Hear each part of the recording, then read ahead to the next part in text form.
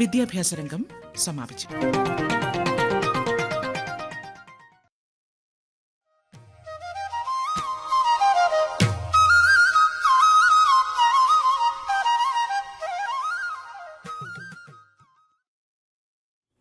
സമയം 9:30 ആകാശവാണി അനന്തപുരി 101.9. ഇപ്പോൾ കഥാപ്രസംഗം കേൾക്കാം. അവതരിപ്പിക്കുന്നത് CS സോമശേഖർ. കഥ ശ്രീനാരായണ ഗുരുദേവൻ. ആധ്യാത്മിക ഭാരതത്തിന് ആധുനികതയുടെ പരിവേഷം ചാർത്തിയ ഒരു യുഗപ്രഭാവനായ മനുഷ്യൻ. തന്റെ ആത്മജ്ഞാനവും തപശക്തിയും ശരീരവും ജീവനും അവശത അനുഭവിക്കുന്ന ജനവിഭാഗത്തിനു വേണ്ടി സമർപ്പിച്ച ലോകാരാധ്യനായ ഒരു മനുഷ്യൻ. കേരളീയ സാമൂഹ്യ നവോത്ഥാനത്തിന് ശംഖുലി മുഴക്കിയ ഒരു യുഗാചാര്യന്റെ പാവന ചരിത്രം ആ പുണ്യാത്മാവിന്റെ തന്നെ അനുഗ്രഹാശസ്സുകളോടെ പിറവിയെടുത്ത കഥാപ്രസംഗം എന്ന കലാരൂപത്തിൽ ഞങ്ങൾ അവതരിപ്പിക്കുന്നു ശ്രീ നാരായണ ഗുരുദേവൻ. ഈ കൊച്ചു കേരളം വിശ്വത്തിനേകിയ വിശ്രുതയോഗി ശ്രീനാരായണൻ, പുണ്യപ്രവാചകൻ താപസശ്രേഷ്ഠൻ, ആ മഹാസ്ഥാനത്തിലാണു ദേവൻ ശ്രീനാരായണൻ. ശ്രീനാരായണൻ, ശ്രീനാരായണൻ. ഈ കൊച്ചു കേരളം വിശ്വത്തിനേകിയ വിശ്രുതയോഗി ശ്രീനാരായണൻ. കേരളത്തിന്റെ തലസ്ഥാനമായ തിരുവനന്തപുരത്ത് നിന്ന് ഉദ്ദേശം 13 കിലോമീറ്റർ വടക്കുള്ള ചെമ്പഴന്തി ഗ്രാമം. അവിടെ പുരാതനവും പരിശുദ്ധവുമായ ഒരു ക്ഷേത്രമുണ്ട്, മണക്കൽ ശ്രീ ഭദ്രകാളി ക്ഷേത്രം. ആ ക്ഷേത്രത്തിനടുത്തുള്ള വയൽവാരത്ത് വീട്ടിൽ കൊല്ലവർഷം 1031 ചിങ്ങം 14-ാം തീയതി ചതയം നക്ഷത്രത്തിൽ ശ്രീനാരായണ ഗുരുദേവൻ ഭൂജാതനായി. ഗുരുദേവന്റെ ജനനശയ്യ തയ്യാറാക്കിയ ഭവനം മണിമാളികയൊന്നുമായിരുന്നില്ല, വെടിപ്പും വൃത്തിയുമുള്ള ഒരു ഓലപ്പുരയായിരുന്നു. അയൽപക്കക്കാരായ പാവങ്ങളല്ലാതെ കുഞ്ഞിനെ കാണാൻ കാഴ്ചവസ്തുക്കളുമായി ആരും തന്നെ എത്തിയിരുന്നില്ല. കുഞ്ഞിന്റെ ഗ്രഹനില നോക്കിയ ജ്യോത്സ്യൻ പറഞ്ഞു, ഈ കുഞ്ഞ് ലോകൈക വന്ദ്യനായിത്തീരും. പണ്ഡിത ശ്രേഷ്ഠനായ മാടനാശാനായിരുന്നു ഗുരുദേവന്റെ പിതാവ്. സുന്ദരിയായ കുട്ടിയമ്മയായിരുന്നു മാതാവ്. വിദ്വാനും വൈദ്യപ്രമുഖനുമായ കൃഷ്ണൻ വൈദ്യനായിരുന്നു മാതുലൻ. എല്ലാവരും ചേർന്ന് ഈശ്വരൻ തന്ന നിധി പോലെ കുഞ്ഞിനെ വളർത്തി. ഭാരതവർഷത്തിൽ ബ്രഹ്മശാഖിയിൽ പൂത്ത ഭസുരതാരത്തിൻ ജീവിത പാധേയം. ഭാരതവർഷത്തിൽ ബ്രഹ്മശാഖിയിൽ പൂത്ത ഭസുരതാരത്തിൻ ജീവിത പാധേയം. വർഷസംസ്കാരത്തിൻ നാരായ വേരിലൊന്നും ആളിപ്പടരും ഗുരുദേവൻ നാമം. വയൽവാരത്ത് വീട്ടിലെ കാരണവന്മാരുടെ അശ്രാന്ത പരിശ്രമം കൊണ്ട് അവിടം ദാരിദ്ര്യദേവതയ്ക്ക് തീരെഴുതിയിരുന്നില്ല. ലക്ഷ്മി ദേവി സ്ഥിരമായി വസിച്ചിരുന്നില്ലെങ്കിലും സരസ്വതി ദേവിയുടെ അനുഗ്രഹം ആ വീട്ടിൽ വേണ്ടത്ര ഉണ്ടായിരുന്നു. ഈശ്വരാരാധനയിൽ അതീവ തൽപരരായിരുന്നു വീട്ടുകാർ. അവരുടെ പാരമ്പര്യത്തിന് യോജിച്ച വിധം കുഞ്ഞിന് നാരായണൻ എന്ന് നാമകരണം ചെയ്തു. ചുരുക്കത്തിൽ നാണു എന്ന് വിളിച്ചു. കുട്ടിയമ്മ തന്റെ പൊന്നോമന കുഞ്ഞിനെ തൊട്ടിലിൽ കിടത്തി താരാട്ടുപാടി ഉറക്കുകയാണ്. ഓമന കുഞ്ഞെ ഉറങ്ങൂ നീയാനന്ദ ധാമമേ മന്ദം ഉറങ്ങൂ. ആമയം മാറ്റാൻ എൻ മുന്നിൽ ഉടൽ പൂണ്ട പ്രേമമേ മന്ദം ഉറങ്ങൂ. ഓമന കുഞ്ഞെ ഉറങ്ങൂ നീയാനന്ദ ധാമമേ മന്ദം ഉറങ്ങൂ. അമ്പിളി അമ്പിളിപ്പൂമ്പൈതൽ ആനന്ദലീനൻ അമ്പര തൊട്ടിലിൽ പോലെ തുമ്പം മറന്ന് സുഖമായുറങ്ങൂകൻ അൻപിലെന്നോ മന കുഞ്ഞേ ആരാരോ ആരാരിരാരിരം ജാരോ ആരാരോ ആരാരിരാരിരം ജാരോ. ഗുരുദേവൻ പൂജാതനായ കാലഘട്ടം ഈ കേരളത്തിന്റെ അവസ്ഥ എന്തായിരുന്നു? സ്വാമി വിവേകാനന്ദൻ പറഞ്ഞതുപോലെ ഈ കേരളം ഒരു ഭ്രാന്താലയമായിരുന്നു. ഐക്യത്തെയും ജാതിയെയും സംരക്ഷിച്ച് പരിപാലിച്ച് സവർണനും അതിനെ ചോദ്യം ചെയ്യാനാവാതെ അടിമകളെപ്പോലെ അവർണനും ഈ ഭ്രാന്താലയത്തിൽ ജീവിച്ചു പോന്നു. അത്യന്തം ക്രൂരവും വിചിത്രവുമായിരുന്നു അന്നത്തെ ജാതി വ്യവസ്ഥ. കുഞ്ഞിന് 4.5 വയസ്സായപ്പോൾ പിതാവായ മാടനാശാനും അമ്മാവനായ കൃഷ്ണൻ വൈദ്യനും കൂടി ചെമ്പഴന്തിയിലുള്ള കണ്ണങ്കര വീട്ടിലെ കാരണവരുടെ അടുത്ത് എഴുത്തിനിരുത്തി. മഹാപണ്ഡിതനായ കണ്ണങ്കര അധികാരിയിൽ നിന്ന് എഴുത്തും വായനയും പഠിച്ചു. ബ്രാഹ്മമുഹൂർത്തത്തിലെ കുളി, ആദിത്യ മന്ത്രജപം എന്നിവ ചെറുപ്പത്തിലേ ആചരിച്ചു പോന്നു. ക്ഷേത്രത്തിൽ ചെന്നാൽ അവിടുത്തെ ദീപനാളങ്ങളും നോക്കി മണിക്കൂറുകളോളം നിൽക്കും. ചിലപ്പോൾ തുളസിയില വായിലിട്ട് ചവച്ചുകൊണ്ട് ഒരു ഒഴിഞ്ഞ കോണിൽ നിൽക്കും. ആധ്യാത്മികമായ ഒരു പ്രഭ ഗുരുദേവനിൽ അങ്കുരിക്കുന്നതായി എല്ലാവർക്കും ബോധ്യമായി. പൂക്കളിൽ താരകങ്ങൾ, ആമുഖത്തായിരം സാരസങ്ങൾ, ആരിലും കാണാത്തോരാർജവത്തിൻ ആരണ്യജ്വാലകൾ പാർവണങ്ങൾ. ആമിഴിപ്പൂക്കളിൽ താരകങ്ങൾ, ആമുഖത്തായിരം സാരസങ്ങൾ. ബന്ധുമിത്രാദികളുടെ നിർദ്ദേശപ്രകാരം സംസ്കൃതത്തിലും വേദാന്തത്തിലും ഉപരിപഠനം നടത്തുന്നതിനായി പണ്ഡിത ശ്രേഷ്ഠനായ രാമൻപിള്ള ആശാന്റെ ശിഷ്യത്വം സ്വീകരിച്ചു. സംസ്കൃതവും വേദങ്ങളും ശാസ്ത്രങ്ങളും ഉപനിഷത്തുക്കളും കാവ്യ നാടക അലങ്കാരങ്ങളും എല്ലാം അതിവേഗം പഠിച്ച് പ്രാവീണ്യം നേടി.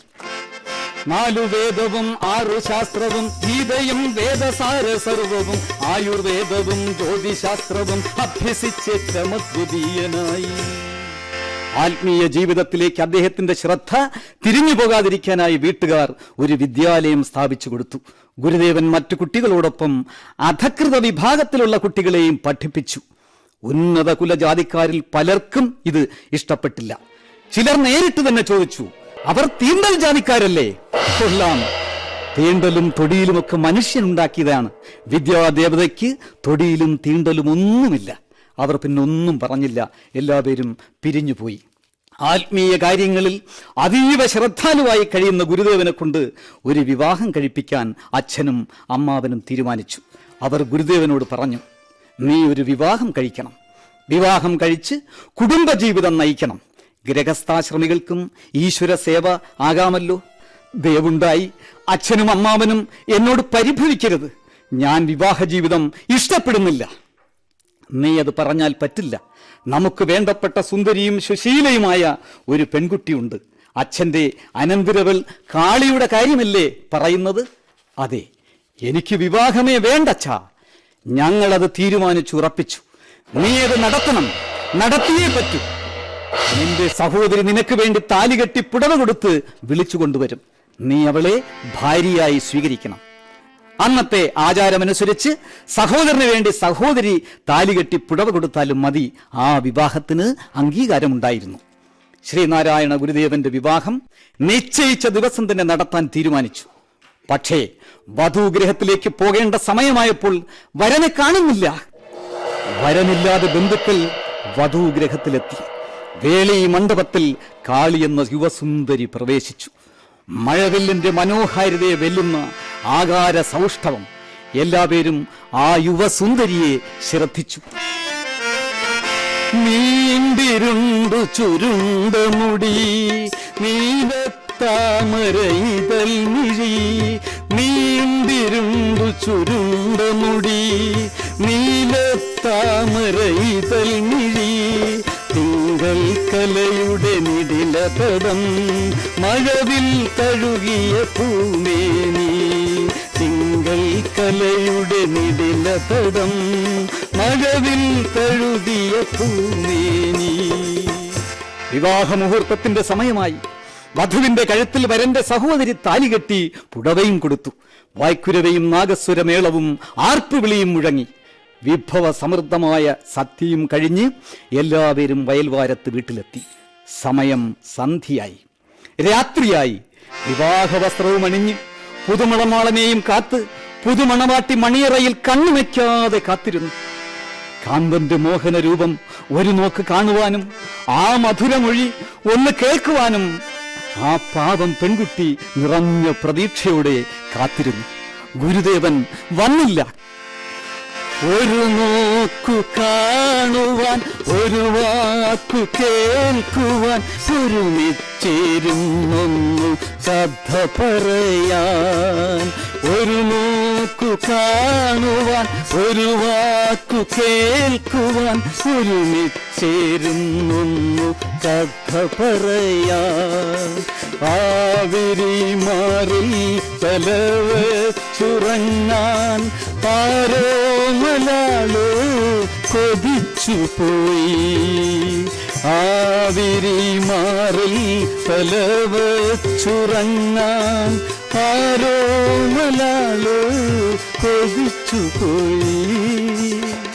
അന്ന് സന്ധ്യയ്ക്ക് ഗുരുദേവൻ വയൽവാരത്ത് വീട്ടിലെത്തി. എല്ലാവർക്കും സന്തോഷമായി. ഗുരുദേവൻ കാളിയെ സശ്രദ്ധം ഒന്ന് വീക്ഷിച്ചു. ദിവസങ്ങളോളം അദ്ദേഹം ഒന്നും സംസാരിച്ചില്ല. പിന്നീട് ശാന്തവും ഗംഭീരവുമായ സ്വരത്തിൽ അദ്ദേഹം പറഞ്ഞു, കാളി, നീ എന്റെ സഹോദരിയാണ്. അയ്യോ, അങ്ങെന്താണ് ഈ പറയുന്നത്? ഞാൻ അങ്ങയുടെ ഭാര്യയാണ്. നിയമപ്രകാരം നീ പറയുന്നത് ശരിയാണ്. പക്ഷേ ഞാൻ നിന്നെ സഹോദരിയായിട്ടാണ് കാണുന്നത്. സഹോദരി, പഞ്ചഭൂത നിർമ്മിതമായ ഈ ശരീരം നിത്യമല്ലാത്ത സുഖത്തിനു വേണ്ടി ബലി കഴിക്കാൻ എന്നെ നിർബന്ധിക്കരുത്. മാത്രമല്ല, ഈ താരുണ്യം ആസ്വദിക്കുവാൻ ഞാൻ സമർത്ഥനുമല്ല. നീ മറ്റൊരു പുരുഷനെ ഭർത്താവായി സ്വീകരിച്ച് സുഖമായി ജീവിക്കൂ. നീ എന്നോട് ക്ഷമിക്കൂ. നിന്നെ എന്നേക്കുമായി ഞാൻ ഉപേക്ഷിക്കുകയാണ്. നിനക്ക് മംഗളം ഭവിക്കട്ടെ. ഗുരുവചനം കേട്ട മാത്രയിൽ പുണ്യവതിയായ ആ പെൺകുട്ടി ഗുരുദേവന്റെ പാദങ്ങളിൽ സാഷ്ടാംഗം നമസ്കരിച്ചു.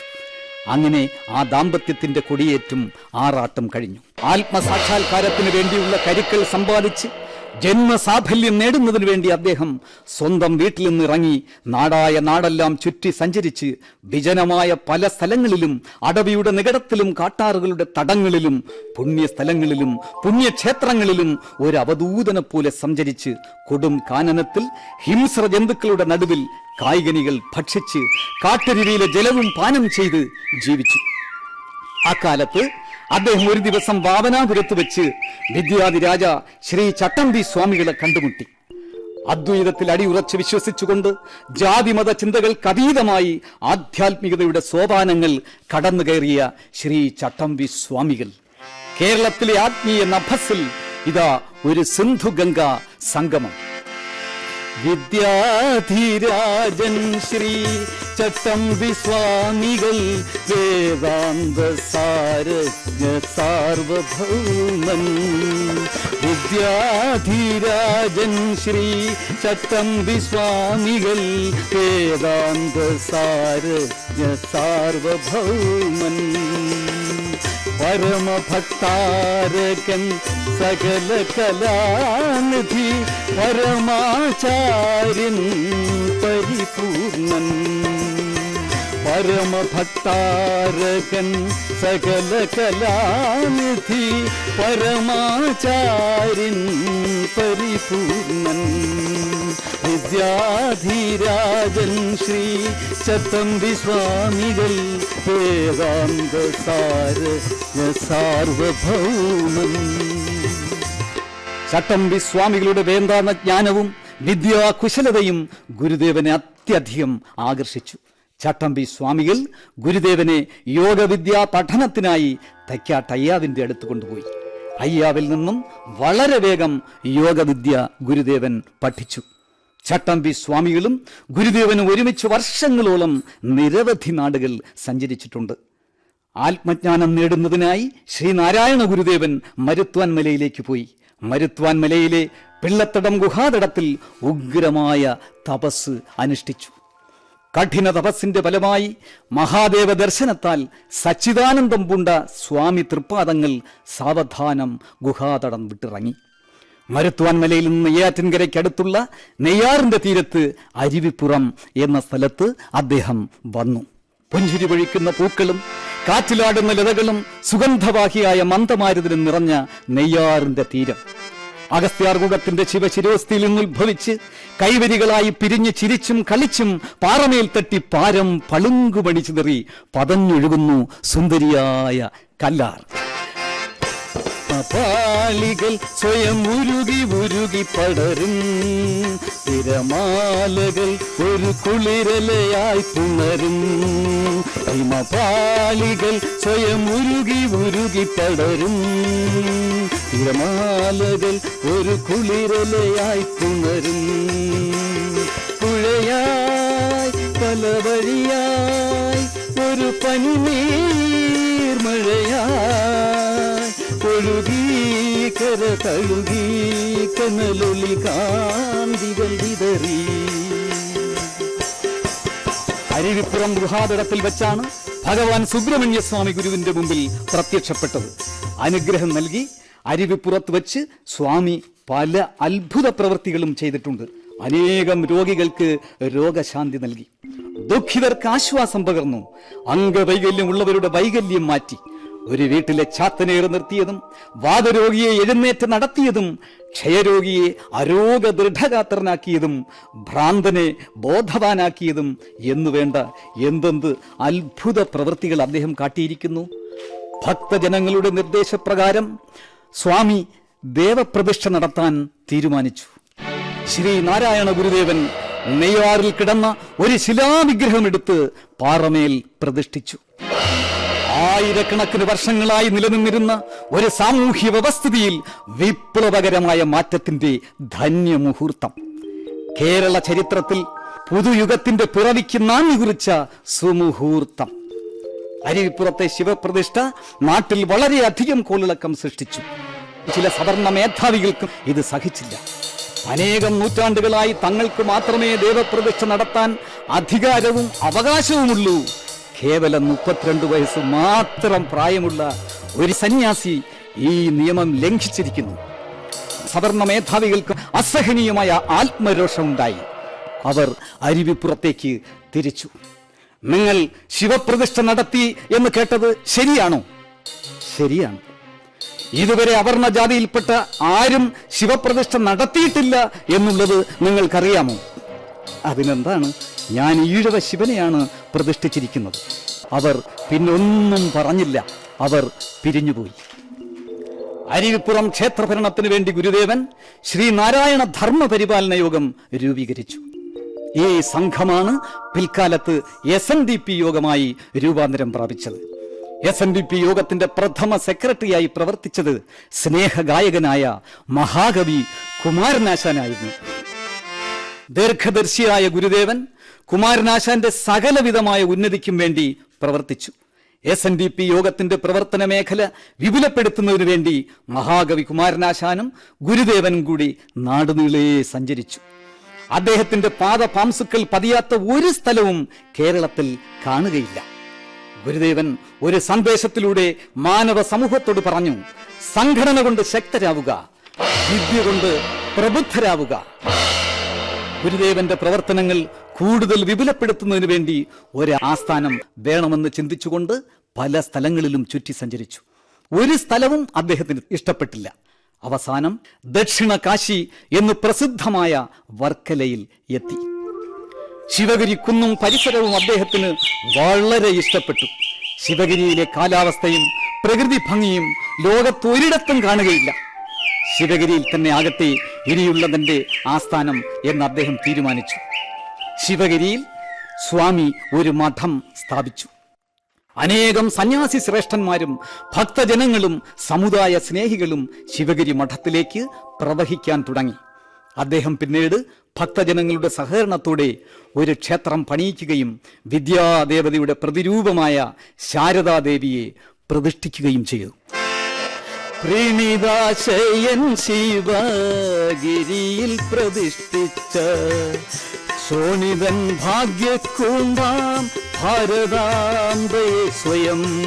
പ്രീണിതാശയൻ ശിവഗിരിയിൽ പ്രതിഷ്ഠിച്ച ശോണിതൻ ഭാഗ്യക്കൂമ്പാം ഭാരതാംബയെ സ്വയം. ശിവഗിരിയിലും പരിസര പ്രദേശങ്ങളിലുമുള്ള കുട്ടികളെ ശിവഗിരി മഠത്തിൽ ചേർത്ത് പഠിപ്പിച്ചു. ശുചിത്വമാണ് ആദ്യം പഠിപ്പിച്ചത്.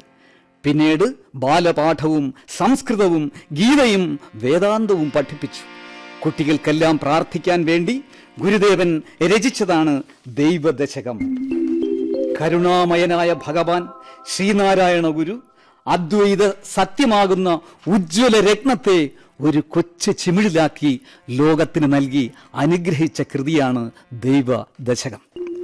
ദൈവത്തെ പാടിപ്പുകഴ്ത്തുന്ന 10 പദ്യങ്ങളോടുകൂടിയ ഒരു പ്രാർത്ഥന. ഇതിന് മറ്റൊരു പേരുകൂടിയുണ്ട്, ദൈവോപനിഷത്ത്. ദൈവത്തിൽ തുടങ്ങി സുഖം തരണേ എന്ന് അവസാനിക്കുന്നു. ശ്രീനാരായണ ഗുരുദേവൻ സമൂഹത്തിന്റെ നന്മയ്ക്ക് വേണ്ടി പറഞ്ഞു, മദ്യം വിഷമാണ്, അതുണ്ടാക്കരുത്, വിൽക്കരുത്, കുടിക്കരുത്. 1922 നവംബർ 15 ലോകാരാധ്യനായ രവീന്ദ്രനാഥ ടാഗോർ ഗുരുദേവനെ കണ്ട് വണങ്ങാനും അനുഗ്രഹാശിസുകൾ നേടുന്നതിനും ശിവഗിരിയിൽ വന്നു. കവികളിലെ സന്യാസിമാരിലെ കവിയെ കാണാൻ വന്നു. ശിവഗിരിയും പരിസരവും മനുഷ്യ മഹാസമുദ്രമായി. പ്രഥമ ദർശനത്തിൽ തന്നെ താൻ കണ്ട ഋഷിവര്യൻ ആരാണെന്ന് അനുഭവിച്ചറിഞ്ഞ മഹാകവി ഗുരുദേവന്റെ ഇരു കൈകളും ചേർത്ത് പിടിച്ച് അമർത്തി ചുംബിച്ചു. തുടർന്ന് ഇരുവരും ശിവഗിരി മഠത്തിന്റെ തിണ്ണയിൽ മുഖാമുഖം നോക്കിയിരുന്ന് സനാതന ധർമ്മത്തെയും ഭാരത സംസ്കാരത്തെയും പറ്റി ദീർഘനേരം സംസാരിച്ചു. തന്റെ മുന്നിലിരിക്കുന്നത് ഒരു ദിവ്യ അവതാരമാണെന്ന് കവിശ്രേഷ്ഠൻ മനസ്സിലാക്കി. അത് വാക്കുകളിലൂടെ രേഖപ്പെടുത്തിയത് ചരിത്ര സംഭവവും ആണല്ലോ. ലോകത്തിന്റെ നാനാഭാഗത്തും താൻ സഞ്ചരിച്ചിട്ടുണ്ട്. എന്റെ സഞ്ചാരവേളയിൽ പല മഹർഷിമാരും പുണ്യാത്മാക്കളുമായി സമ്പർക്കം പുലർത്താൻ എനിക്ക് ഭാഗ്യം ലഭിച്ചിട്ടുണ്ട്. എന്നാൽ മലയാളക്കരയിലെ ശ്രീനാരായണ ഗുരുദേവനേക്കാൾ, ശ്രീരാമകൃഷ്ണ പരമഹംസനേക്കാൾ ആധ്യാത്മിക മഹത്വമുള്ള മറ്റൊരാളെയും ദർശിക്കാൻ എനിക്ക് കഴിഞ്ഞിട്ടില്ല. ഈശ്വര ചൈതന്യം തുളുമ്പുന്ന ആ മുഖ തേജസ്സും അനന്തതയുടെ വിദൂര ചക്രവാളത്തിലേക്ക് നീളുന്ന ആ യോഗ നയനങ്ങളും വിസ്മരിക്കാൻ ഒരിക്കലും കഴിയില്ലെന്ന് തീർത്തും പറയാം. ഗുരുവചനങ്ങൾ ഉലകങ്ങും ഒളിവിതറിക്കൊണ്ടുയരുകയായി അനവധി നാട്ടിൽ നിന്നും മാനവ ശിവഗിരിയിൽ വന്നെത്തുന്നു. ഗുരുവചനങ്ങൾ ഉലകങ്ങും ഒളിവിതറിക്കൊണ്ടുയരുകയായി അനവധി നാട്ടിൽ നിന്നും മാനവ ശിവഗിരിയിൽ വന്നെത്തുന്നു. 1925 മാർച്ച് 12 മഹാത്മാഗാന്ധി ശ്രീനാരായണ ഗുരുദേവനെ കണ്ട് വന്ദിക്കാനും ആശയവിനിമയം നടത്താനും ശിവഗിരിയിൽ എത്തി. മഹാത്മാഗാന്ധി ഗുരുദേവനെ വന്ദിച്ചു. ഗുരുദേവൻ മഹാത്മജിയെ അനുഗ്രഹിച്ച് സ്വീകരിച്ചു. ദ്വിഭാഷയുടെ സഹായത്തോടെ അവർ ദീർഘനേരം സംസാരിച്ചു. ഗുരുദേവന്റെ മാനവ സമൂഹത്തിന്റെ നന്മയ്ക്ക് വേണ്ടിയുള്ള പ്രവർത്തനങ്ങളിൽ മഹാത്മാഗാന്ധി പരിപൂർണ സന്തുഷ്ടി പ്രകടിപ്പിച്ചു. ഗുരുദേവനെ കുറിച്ച് മഹാത്മജി പറഞ്ഞ വാക്കുകൾ ശ്രദ്ധേയമാണ്. സർവജ്ഞനും സർവമത സാഹോദര്യം പുലർത്തുന്ന ഋഷിവര്യനുമായ ശ്രീനാരായണ ഗുരുദേവൻ സമാരാധ്യനും അഭിവന്ദ്യനുമാണ്. ദേവർഷി സംഗമമാലയിൽ മിന്നുന്ന മുക്താഫലമാകും മാമുനീന്ദ്ര. ദേവർഷി സംഗമമാലയിൽ മിന്നുന്ന മുക്താഫലമാകും മാമുനീന്ദ്ര. ഭൂതലം തന്നിലെ സർവമതങ്ങൾക്കും നേതാവും ജീവനും ആയുള്ളോ നീ. ഭൂതലം തന്നിലെ സർവമതങ്ങൾക്കും നേതാവും ജീവനും ആയുള്ളോ നീ. കാലം പിന്നെയും കഴിഞ്ഞു. കഥകൾ നിറഞ്ഞ മാസങ്ങളും വർഷങ്ങളും കടന്നുപോയി. കാലചക്രത്തിന്റെ തിരിച്ചിലിൽ ലോകത്തിന് പല പരിവർത്തനങ്ങളും സംഭവിച്ചു. ശിവഗിരി തീർത്ഥാടനത്തിന് എത്തേണ്ട മാസവും ഭക്തന്മാർ ധരിക്കേണ്ട വേഷവും ചെയ്യേണ്ട കാര്യങ്ങളും ഭക്തന്മാർക്ക് സ്വാമി വിശദീകരിച്ചു കൊടുത്തു. തന്റെ അവതാരോദ്ദേശം പൂർത്തിയായപ്പോൾ ലോകകാര്യങ്ങളിൽ നിന്നെല്ലാം വിരമിക്കുവാൻ ഗുരുദേവൻ തീരുമാനിച്ചു. കൊല്ലവർഷം 1104 കന്നിമാസം 5-ാം തീയതി 1928 സെപ്റ്റംബർ 20-ാം തീയതി നാടിന്റെ നാനാഭാഗത്തു നിന്നും ജനസഞ്ചയം ശിവഗിരിയിലേക്ക് ഒഴുകിയെത്തി. എല്ലാ പേരുടെയും മുഖത്ത് അരുതാത്തതെന്തോ സംഭവിക്കാൻ പോകുന്നതിന്റെ ഭീതി നിറഞ്ഞു നിന്നു. ഗുരുദേവന്റെ മുഖത്ത് നിറഞ്ഞ ശാന്തതയും ചൈതന്യവും. ഭക്തജനങ്ങളോടും ശിഷ്യന്മാരോടുമായി സ്വാമി പറഞ്ഞു, നമുക്ക് പോകേണ്ട സമയമായി. ഇനി താമസിയാതെ പോകണം. പോയേ പറ്റൂ. എല്ലാവരും കണ്ണുമടച്ച് ഗുരുദേവന് വേണ്ടി പ്രാർത്ഥിക്കുന്നു. സമയം ഉച്ചതിരിഞ്ഞ് 3:30 മണിയായി. സ്വാമിജി എല്ലാവരെയും ഒന്ന് നോക്കി. ആ ചുണ്ടുകൾ എന്തോ പറയാൻ ശ്രമിക്കുന്നു. ആ കണ്ണുകൾ അടഞ്ഞു എന്നേക്കുമായി. ശ്രീനാരായണ ഗുരുദേവൻ മഹാസമാധിയടഞ്ഞു. അങ്ങനെ ഉപദേശങ്ങളുടെ വെള്ളി വെളിച്ചം നൽകിയ ആ സൂര്യൻ അസ്തമിച്ചു. അന്തരീക്ഷം കാറും കോളും കൊണ്ട് പ്രക്ഷുബ്ധമായി. പ്രകൃതി പോലും പൊട്ടിക്കരഞ്ഞു.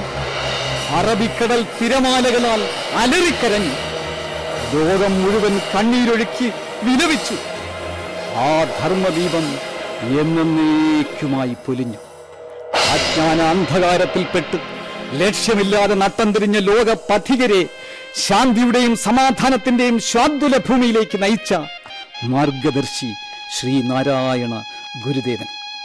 വിഭാഗീയതയും വർഗീയ കലാപവും ഭീകരവാദവും ചരിത്ര പുസ്തകങ്ങൾ നിറഞ്ഞു കവിഞ്ഞ് വർത്തമാനകാലത്തിൽ എത്തി നിൽക്കുമ്പോൾ ഒരു ജാതി, ഒരു മതം, ഒരു ദൈവം മനുഷ്യന് മതമേതായാലും മനുഷ്യൻ നന്നായാൽ മതി എന്ന ഉപദേശത്തിന് പ്രസക്തി കൂടുന്നു.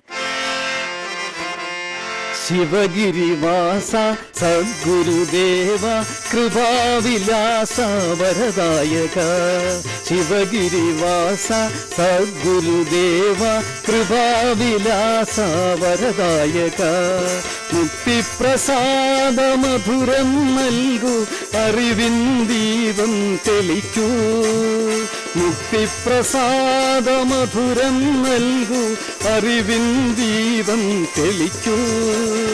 അകതാരിൽ ഗുരുമന്ത്രം ഉണർത്തൂ.